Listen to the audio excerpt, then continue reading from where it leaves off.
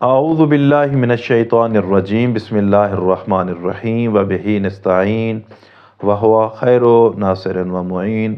مومنین کرام السلام علیکم ورحمۃ اللہ وبرکاتہ۔ ہماری گفتگو جناب سیدہ فاطمہ سلام اللہ علیہا کے بارے میں ہو رہی تھی۔ آج ہم اپنی گفتگو کا آغاز یہاں سے کرتے ہیں کہ اللہ کے رسول نے ارشاد فرمایا، فاطمہ تو بضعۃ منی، فاطمہ میرے جگر کا ٹکڑا ہے۔ پھر آگے اللہ کے رسول نے فرمایا، جس نے فاطمہ کو اذیت دی، جس نے فاطمہ کو ناراض کیا، گویا اس نے میں مصطفیٰ کو ناراض کیا، اور جس نے میں مصطفیٰ کو ناراض کیا اس نے اللہ کو ناراض کیا، کیونکہ اللہ کی رضا محمد مصطفیٰ میں ہے،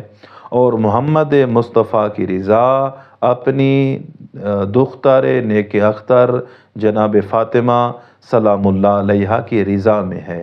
اگر فاطمہ جس کے اوپر راضی ہیں تو اس کے اوپر محمد مصطفیٰ راضی ہیں، اور جس کے اوپر محمد مصطفیٰ راضی ہیں تو اس کے اوپر اللہ راضی ہے، اور جس کے اوپر اللہ راضی ہو جائے تو وہ انسان دنیا میں بھی سعادت مند زندگی گزارے گا اور آخرت میں بھی سعادت مند زندگی گزارے گا۔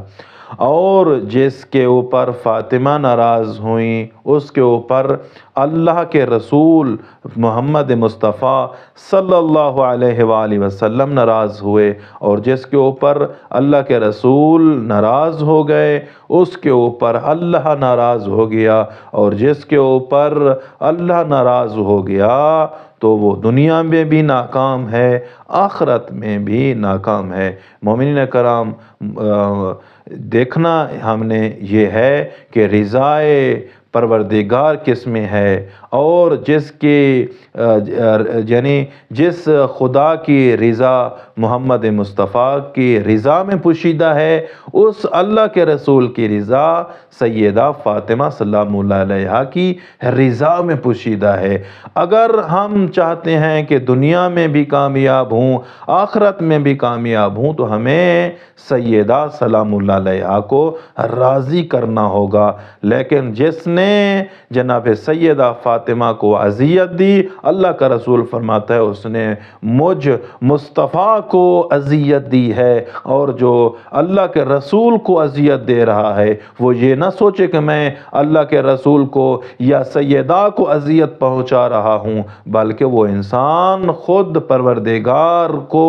اذیت اور تکلیف دے رہا ہے۔ اور جو لوگ اللہ کو ناراض کرتے ہیں ان کا ٹھکانہ جہنم ہوتا ہے، وہ دنیا میں بھی ناکام ہوتے ہیں اور آخرت میں بھی ناکام ہوتے ہیں۔ تو دعا ہے رب کائنات ہم تمام صاحبان کو اللہ اور اس کے رسول اور اللہ